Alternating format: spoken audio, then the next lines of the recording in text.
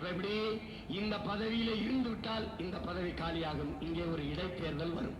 இந்த தேர்தல் யார் அப்பா வீட்டு காசில் நடக்குது, எவன் ஆத்தா வீட்டு காசில் நடக்குது, நம்ம அப்பா ஆத்தா காசில் நடக்குது.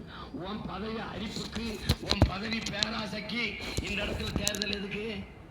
இங்க ஒரு மாறுதலை உங்கள் மகன் முன்வைக்கிறேன். இவன் போயிட்டான், சரி விட்டு தொலை. ஆனால் இந்த இடத்தில் 2வது இடத்தில் வாக்கு வாங்கி வந்த மகன் எவன்? மகள் யார்? ஒருத்தன் 1,30,000 வாக்குல வென்றிருக்கானா, 1,10,000 வாக்கு வாங்கி தோற்றிருக்கானா, அவனே மீதி இருக்கிற 2 ஆண்டு காலத்திற்கு சட்டமன்ற உறுப்பினர் என்று அறிவிக்கிற சட்டம். இது என்ன? அடிப்படை அமைப்பு மாற்றம்.